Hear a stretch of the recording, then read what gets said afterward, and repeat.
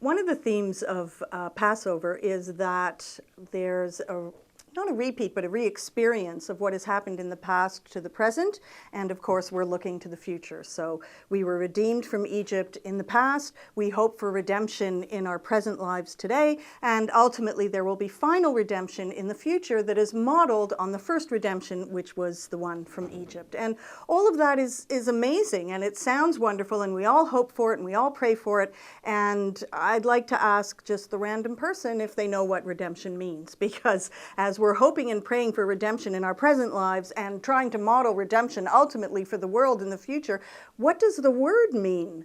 It's an unusual word. It's not one that we use in our daily language. It's not one that we usually go about with our coffee in the morning thinking, oh, I hope redemption is there today.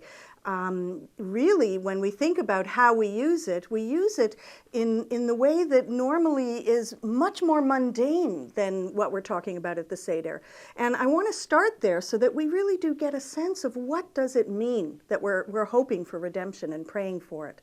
So if we start from the very mundane, and let's say that I need something and I don't have available cash for it, so I'm going to look around the house for something I own that is of value, and I'm going to head to a pawn shop and I'm going to try to work out a deal with the pawn shop for the pawn shop owner to keep that article, pay me for it, and I have a certain amount of time in which I can go and redeem it.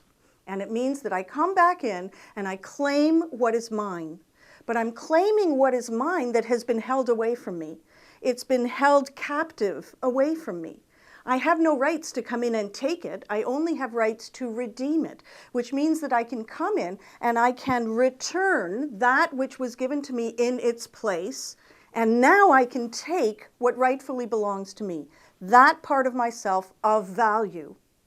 And when we do that, we don't think that whole thing through when we think about pawn shops, but that really is what's going on. And we are using the correct word when we say, I'm going to go and redeem it. We redeem captives, so that when we're talking about Jews who are being held against their will in other parts of the world, we don't talk about freeing them, we talk about redeeming them. Because the idea is they still belong to us. They always belonged to the people. They always belonged to the Jewish nation. They're being held away from us. They're being held in captive against their will. We want to go in and redeem them, which means we want to take them back. They belong to us originally. Somehow they were separated from us. They're being held away from us. And now we have to do something. The onus is on us. We have to do something to bring them back. That's what redemption means. And when we talk about personal redemption, then we're going to talk about, first of all, we have to identify what is that? What is that part of ourselves that is valuable, that is a piece of ourselves and has always been there, but somehow it's being held away from us. Somehow we're not reconnecting with it anymore.